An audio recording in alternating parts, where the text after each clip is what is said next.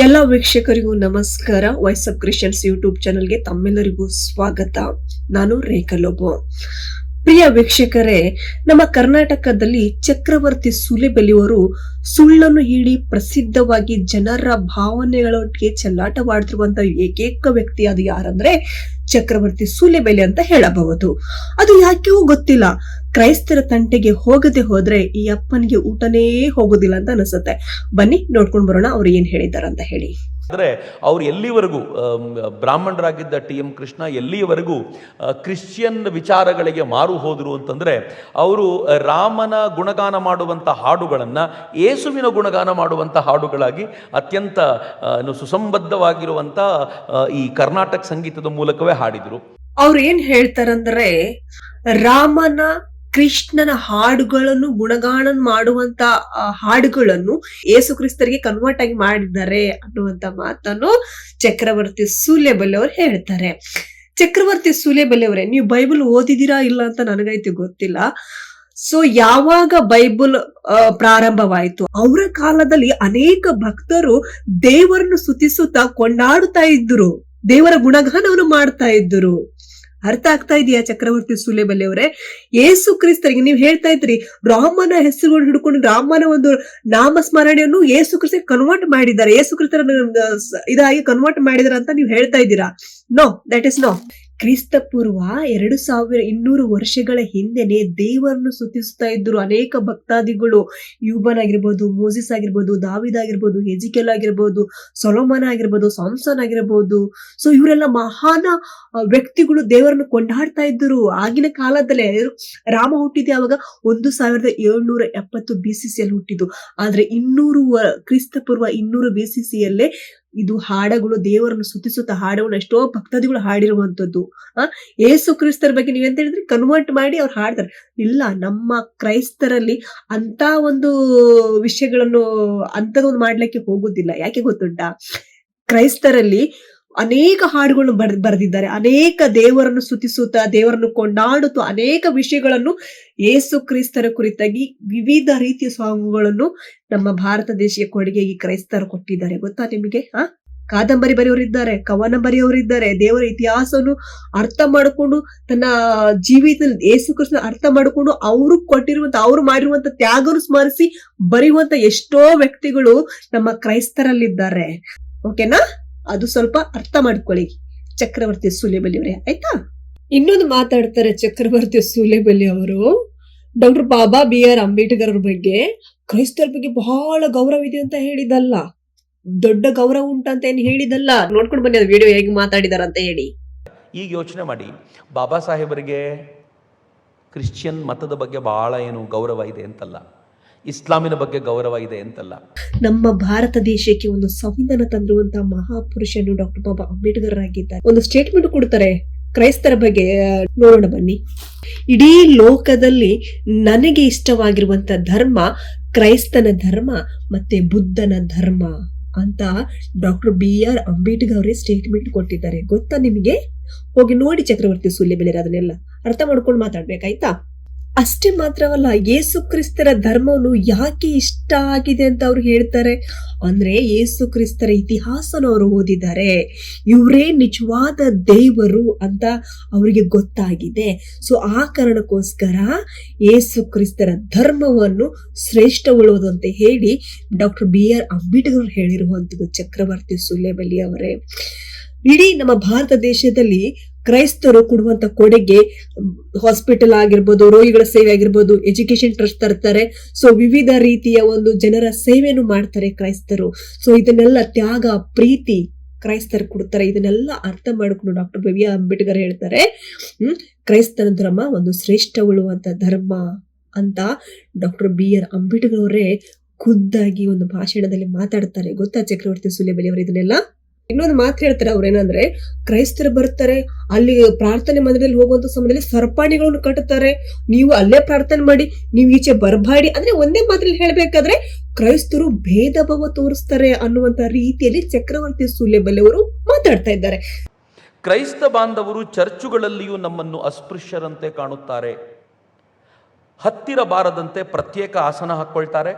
ಅವರನ್ನು ನಮ್ಮಿಂದ ಬೇರ್ಪಡಿಸುವ ಕಟಾಂಜನ ಅಂದರೆ ಬ್ಯಾರಿಕೇಡ್ಗಳನ್ನು ಹಾಕ್ಕೊಳ್ತಾರೆ. ಕಬ್ಬಿಣದ ಸರಪಳಿಯ ಅಡೆಗೋಡೆಯನ್ನು ಕಟ್ಟಿಕೊಂಡಿದ್ದಾರೆ. ಕಬ್ಬಿಣದ ಸರಪಳಿ ಹಾಕ್ಬಿಟ್ಟು ನೀವು ಈ ಕಡೆ ಬರಬಾರ್ದು, ಪ್ರೇಯರಿಗೆ ಬಂದು ಕೂತ್ಕೋಬೋದು ಅಷ್ಟೇ, ನಮ್ಮನ್ನು ದಾಟಿ ಈ ಕಡೆ ಬಂದು ನಮ್ಮ ಹತ್ರ ಕೂತ್ಕೋಬಾರ್ದು ಅಂತ ಹೇಳುವಂತ ಪ್ರಕ್ರಿಯೆ ಇದೆ ಅಂತ. ಚಕ್ರವರ್ತಿ ಸೂಲಿಬೆಲೆಯವರೇ, ಒಂದು ಗೇಟ್ ಯಾವ ರೀತಿ ಚರ್ಚ್ ಒಳಗೆ ಯಾಕೆ ಗೇಟ್ ಹಾಕ್ತಾರೆ, ಯಾಕೆ ಬರ್ಬಾರ್ದು, ಯಾಕೆ ಹೋಗ್ಬಾರ್ದು, ಅದು ಒಂದು ತಿಳ್ಕೊಳ್ಳೋಷ್ಟು ಕಾಮನ್ ಸೆನ್ಸ್ ನಿಮಗೆ ಇಲ್ವೇನ್ರಿ? ಹಾ, ಈಗ ಒಂದು ಪ್ರಾರ್ಥನೆ ಮಾಡ್ತಾರೆ, ಅನೇಕ ಜನರು ಬರ್ತಾರೆ, ಪ್ರಾರ್ಥನೆ ಮಾಡುವಂತ ಸಮಯದಲ್ಲಿ ಎಲ್ಲರೂ ನುಗ್ಗುತ್ತಾರೆ, ಅದಕ್ಕೆ ಒಂದು ಪ್ರೊಟೆಕ್ಷನ್ ಕೊಡ್ತಾರೆ. ಒಂದು ಈಗ ನಮ್ಮದ್ರಲ್ಲಿ ಬಲಿ ಪೂಜೆ ಮಾಡ್ತಾರೆ, ಪ್ರಾರ್ಥನೆ ಮಾಡ್ತಾರೆ, ಪಾಸ್ಟರ್ ಫಾದರ್ಸ್ನವರು ಸುವಾರ್ತೆ ಹೇಳ್ತಾರೆ, ಅವರಿಗೆ ಒಂದು ಜಸ್ಟ್ ಪ್ರೊಟೆಕ್ಷನ್ ಕೊಡ್ತಾರೆ. ಅದು ಮಾಡಿದ್ರೆ ತಪ್ಪ? ಈಗ ನಿಮ್ಮ ದೇವಸ್ಥಾನದಲ್ಲಿ ಹಿಡ್ಕೊಳ್ಳಿ ಅಪ್ಪ, ನಿಮ್ಮ ದೇವಸ್ಥಾನ ಎಲ್ಲರೂ ನುಗ್ಗಿ ಹೋಗಿ ಒಂದೇ ಸಲ ದೇವಸ್ಥಾನ ಒಳಗಡೆ ಬೀಳ್ತಾರ? ಇಲ್ಲ ಅಲ್ಲ, ಅಲ್ಲೊಂದು ರೂಲ್ಸ್ ಅಂಡ್ ರೆಗ್ಯುಲೇಷನ್ಸ್ ಇರುಗಳು ಮಾಡ್ತಾರಲ್ವಾ? ಒಬ್ಬೊಬ್ಬರೇ ಸಾಲಾಗಿ ಹೋಗಿ ಪೂಜೆ ಮಾಡಿ ಬರ್ಬೇಕು ಅಂತ ಹೇಳಿ ಮಾಡುದಿಲ್ವಾ ನಿಮ್ಮದ್ರಲ್ಲಿ? ಕ್ರೈಸ್ತರು ಯಾವತ್ತೂ ಕೂಡ ಭೇದ ಭಾವ ತೋರಿಸುದಿಲ್ಲ. ಈಗಲೂ ಕೂಡ ದಲಿತರನ್ನು ದೇವಸ್ಥಾನ ಒಳಗಡೆ ಬಿಟ್ಕೊಳ್ಳೋದಿಲ್ಲ ನೀವು, ಅದು ಗೊತ್ತುಂಟಾ ನಿಮ್ಗೆ? ಮತ್ತೆ ನೀವು ಕ್ರೈಸ್ತರ ಬಗ್ಗೆ ಅವೇಳನವಾಗಿ ಮಾತಾಡ್ತೀರಾ, ಕ್ರೈಸ್ತರು ಒಳಗಡೆ ಬಿಡುವುದಿಲ್ಲ, ನೀವು ಅಲ್ಲಿ ಕೂತ್ಕೊಂಡು ಇಲ್ಲಿ ಭೇದ ಭಾವ ತೋರಿಸ್ತಾರ ಅಂತ ನೀವು ಹೇಳ್ತಿದ್ದೀರಾ. ಇಡೀ ವರ್ಲ್ಡ್ ಅಲ್ಲೇ ಕ್ರೈಸ್ತರು ಯಾರಿಗೂ ಕೂಡ ಭೇದ ಭಾವ ತೋರಿಸುದಿಲ್ಲ. ನಿಜವಾದ ಕ್ರೈಸ್ತರು ಅವ್ರು ಯಾರಿಗೂ ಕೂಡ ಭೇದ ಭಾವ ತೋರಿಸುದಿಲ್ಲ. ಚಕ್ರವರ್ತಿ ಸೂಲಿಬೆಲೆ ಕೇಳಿ, ಎಲ್ಲರನ್ನು ಪ್ರೀತಿಸುವಂತವರು, ಪ್ರಾರ್ಥನೆ ಮಾಡುವಂತಲ್ಲಿ ಗೌರವ ಕೊಡುತ್ತಾರೆ. ಅಲ್ಲಿ ಬಲಿಪೀಠದಲ್ಲಿ ಎಲ್ಲರೂ ನುಗ್ಗಿ ಹೋಗ್ತಾರೆ ಅನ್ರಿ, ಬಲಿಪೂಜೆ ಮಾಡುವಂತ ಸಮಯದಲ್ಲಿ ಅವರಲ್ಲಿ ಪ್ರಾರ್ಥನೆ ಮಾಡ್ತಾರೆ. ಅದನ್ನು ತಿಳ್ಕೊಳ್ಳೋಷ್ಟು ಒಂದು ಕಾಮನ್ ಸೆನ್ಸ್ ಇಲ್ಲ. ಮತ್ತೆ ಬಾಯಿ ಬಂದಾಗೆ ಮಾತಾಡ್ತೀರಿ ನೀವು. ಚಕ್ರವರ್ತಿ ಸೂಲಿಬೆಲೆಯವರೇ, ಏನಂತ ಆಲೋಚನೆ ಮಾಡಿದ್ರಿ ನೀವು ಕ್ರೈಸ್ತರ ಅಂತ ಹೇಳಿ?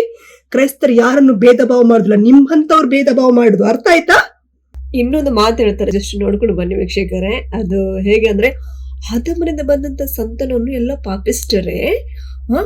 ಮತ್ತೆ ಸ್ವಾಮಿ ವಿವೇಕಾನಂದರಲ್ಲಿ ಹೇಳ್ತಾರಂತೆ, ನೀವು ಒಂದ್ಸಲ ಅದು ವಿಡಿಯೋ ನೋಡ್ಕೊಂಡು ಬನ್ನಿ, ಗೊತ್ತಾಗತ್ತೆ.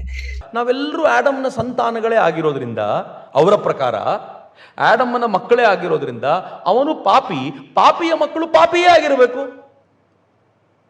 ನೀವು ಪುಣ್ಯವಂತರಾಗೋದು ಸಾಧ್ಯವೇ ಇಲ್ಲ. ಅಫ್ಕೋರ್ಸ್ ಪುಣ್ಯ ಅನ್ನೋ ಪದವೇ ಇಲ್ಲ ಅವ್ರ ಹತ್ರ. ಅದಕ್ಕೆ ಸ್ವಾಮಿ ವಿವೇಕಾನಂದರು ಅಮೆರಿಕಾದ ವೇದಿಕೆ ಮೇಲೆ ನಿಂತ್ಕೊಂಡು ಹೇಳೋದಲ್ಲ, ಸಿನ್ನರ್ಸ್ ಅಂತ ಕರೆಯೋದೇ ಮಹಾಪಾಪ. ನಾವು ಯಾರನ್ನು ಸಿನ್ನರ್ಸ್ ಅಂತ ಕರೆಯೋದಿಲ್ಲ, ನಾವು ಅಮೃತ ಪುತ್ರರು ಅಂತ ಕರಿತೀವಿ ಎಲ್ಲರನ್ನು ಅಂತ ಸ್ವಾಮಿ ವಿವೇಕಾನಂದರು ಅಮೆರಿಕಾದಲ್ಲಿ ಗುಡುಕ್ತಾರೆ. ಅದು ಬಹಳ ವಿಷಯ, ಈ ಕಾರಣಕ್ಕೋಸ್ಕರವೇ ಹೇಳೋದು. ಸೊ ನೋಡಿ, ಅವರು ಯಾವ ರೀತಿಯಾಗಿ ಮಾತಾಡ್ತಾ ಇದ್ದಾರಂತ ಚಕ್ರವರ್ತಿ ಸೂಲಿಬೆಲೆಯವರೇ. ಸ್ವಾಮಿ ವಿವೇಕಾನಂದವರು ಒಂದು ಸ್ಟೇಟ್ಮೆಂಟ್ ಕೊಡ್ತಾರೆ, ಇದು ನಿಮಗೆ ಗೊತ್ತಿದೆಯೋ ಗೊತ್ತಿಲ್ಲ. ಚಕ್ರವರ್ತಿ ಸೂಲಿಬೆಲೆಯವರೇ, ಯೇಸು ಕ್ರಿಸ್ತರ ಬಗ್ಗೆ ಒಂದು ಸ್ಟೇಟ್ಮೆಂಟ್ ಕೊಡ್ತಾರೆ. ಏನ್ ಗೊತ್ತುಂಟಾ?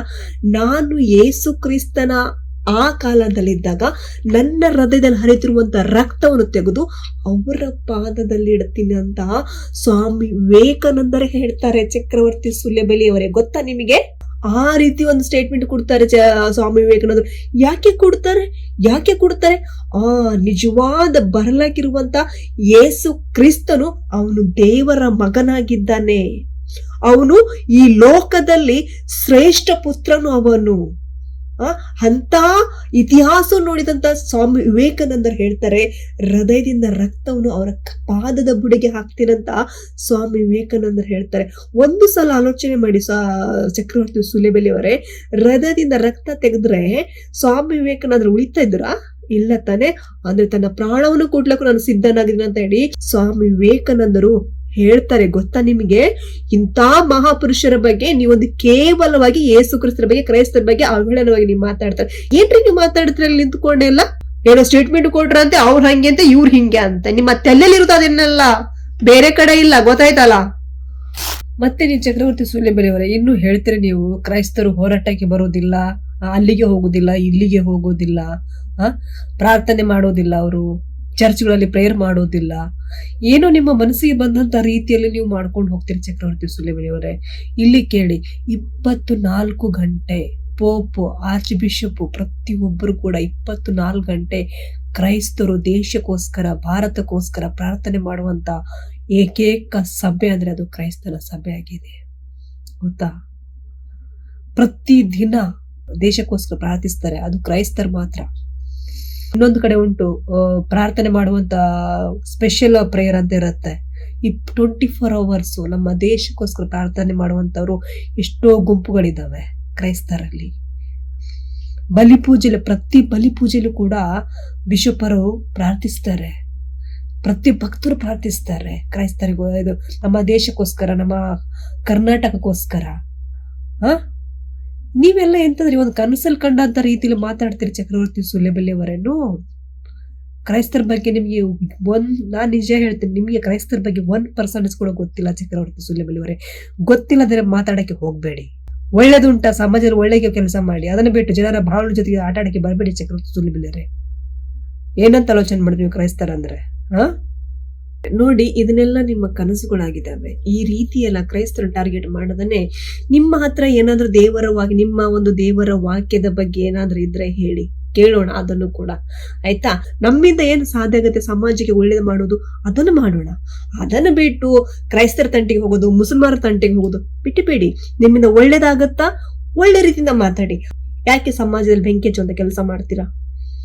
ಸೊ ಹಾಗಾಗಿ ವೀಕ್ಷಕರೇ, ಎಲ್ಲರಿಗೂ ದೇವರು ಒಳ್ಳೇದು ಮಾಡ್ಲಿ. ಇಂಥ ವ್ಯಕ್ತಿಗಳು ಎಂತ ಹೇಳ್ತಾರೆ, ಸುಳ್ಳನ್ನು ಹೇಳಿಕೊಂಡು ಜನರ ಜೀವನದ ಜೊತೆಗೆ ಭಾವನೆ ಚೆಲ್ಲಾಟ ಆಡ್ತಿರುವಂತ ವ್ಯಕ್ತಿಗಳ ಬಗ್ಗೆ ಕಿವಿ ಕೂಡದನೆ ನಾವೆಲ್ಲರೂ ಕೂಡ ಯಾವುದು ಸತ್ಯ ಯಾವುದು ಸುಳ್ಳು ಅಂತ ಅರ್ಥ ಮಾಡಿಕೊಂಡು ನಮ್ಮ ಜೀವನವನ್ನು ಸಾಗಿಸೋಣ ಅಂತ ಹೇಳುತ್ತಾ ಎರಡು ಮಾತನ್ನು ಮುಗಿಸ್ತೀನಿ.